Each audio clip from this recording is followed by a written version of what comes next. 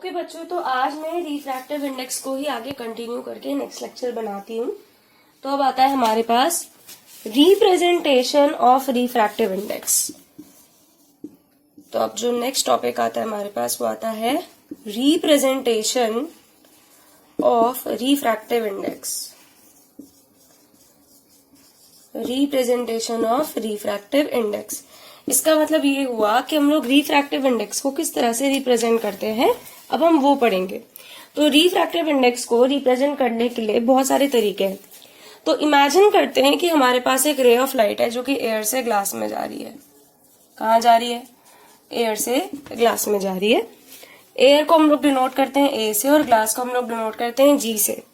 तो refractive index को कैसे लिखेंगे? हम लिखेंगे ANG, मतलब the ray of light is travelling from air to glass.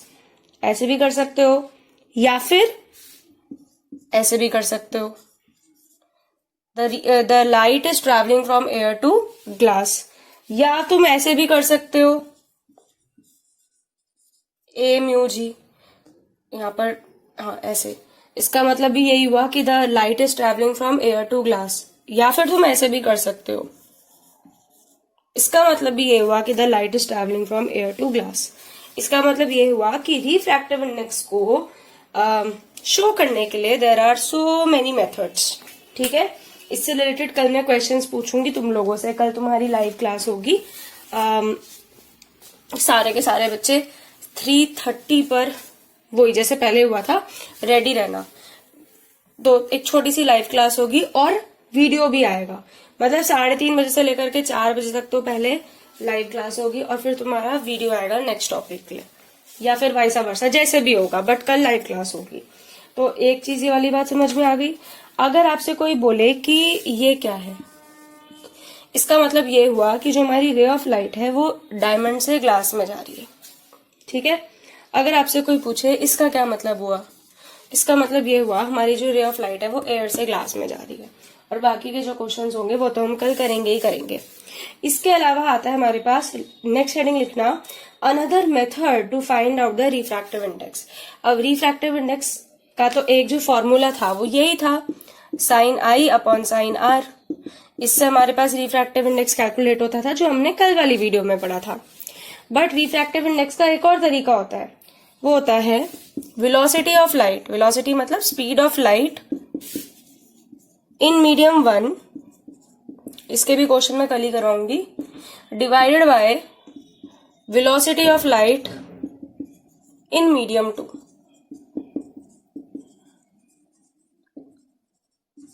Velocity of light in medium 1 divided by velocity of light in medium 2। एक ही वाला फॉर्मूला भी होता है। रिफ्रैक्टिव इंडेक्स की कोई भी ऐसा यूनिट नहीं होती, क्योंकि it is a numerical value. ठीक है, इसको भी हम लोग कल करेंगे। अब एक और चीज, हमारे पास 2 तरह के रिफ्रैक्टिव इंडेक्स होते हैं। तो आप हेडिंग लिखोगे इसके बाद, टाइप्स ऑफ रिफ्रैक्टिव इंडिसेस। जिस तरह से रेडियस का प्लूरल रेडियाई होता है, उस तरह से इंडेक्स का प्लूरल इंडिसेस होता है। तो अब नेक्स्ट आता है हमारे पास टाइप्स ऑफ रिफ्रैक्टिव इंडिसेस।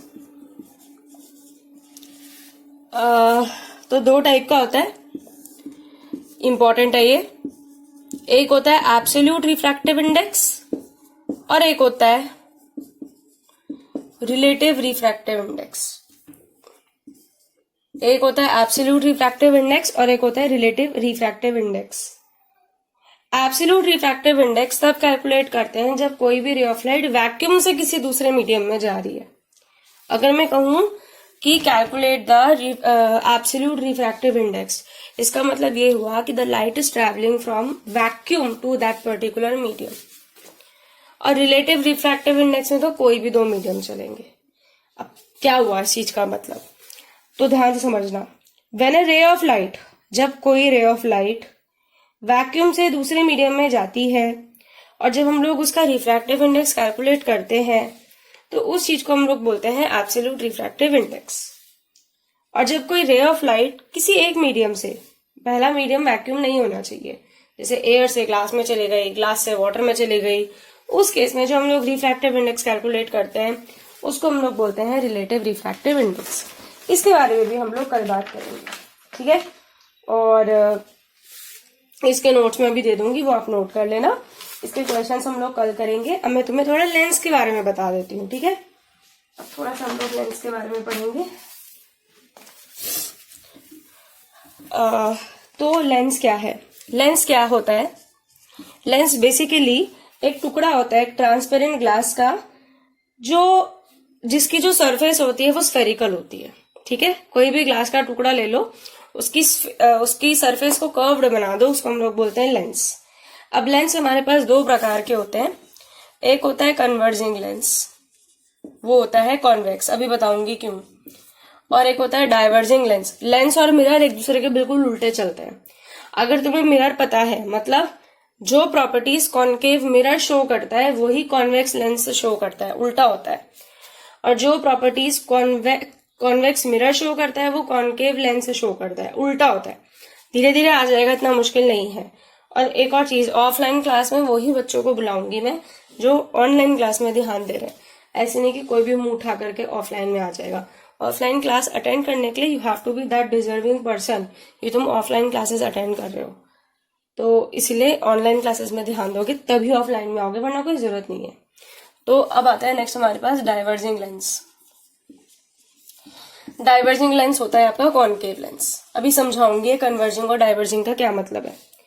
तो सबसे पहले कॉन्वेक्स लेंस के बारे में पढ़ते हैं कि कॉन्वेक्स लेंस क्या होता है। कॉन्वेक्स लेंस एक ऐसा लेंस होता है जो कि बीच में तो मोटा होता है और कॉर्नर पे पतला हो जाता है, पत्ती की तरह। ये कॉन्वेक्स लेंस होता है, ठीक है। इसको हम लोग कन्वर्जिंग लेंस इसलिए बोलते हैं क्योंकि जितनी भी रे आती है ना, अभी आगे बढ़ोगे, वो सारी की सारी अंदर की तरफ कन्वर्ज हो जाती है, जैसे कॉन्केव मिरर में होता था। जैसा कॉन्केव मिरर में होता था वैसे ही कॉन्वेक्स लेंस में होता है, इसलिए इसको हम लोग बोलते हैं कन्वर्जिंग लेंस। एरो बना देना।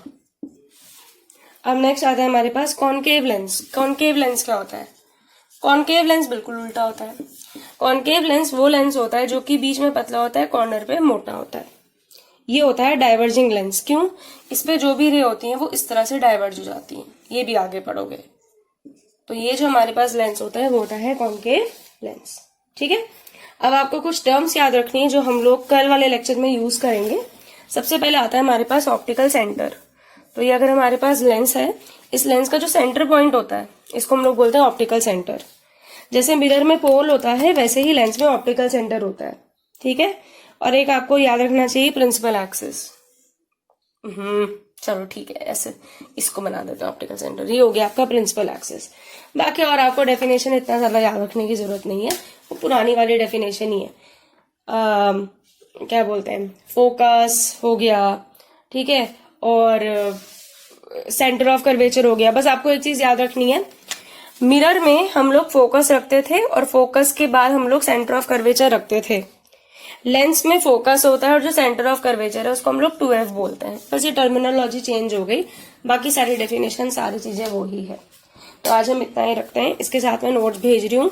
कल सब लोग ऑनलाइन क्लासेस के लिए रेडी रहना, ठीक है। और अब ट्यूशंस खुलने वाले हैं, हम ऑफलाइन क्लासेस स्टार्ट करेंगे, बट ऑफलाइन क्लासेस रेगुलर नहीं होंगी। जो मेन आपका पढ़ाई होगा वो तो ऑनलाइन मोड पर ही होगा, बट हम लोग कभी कभी ऑफलाइन भी बुलाएंगे धीरे धीरे। और जैसे जैसे जो पीक पॉइंट है कोरोना का वो कम कम होता रहेगा, फिर हम रेगुलर क्लासेस स्टार्ट कर देंगे।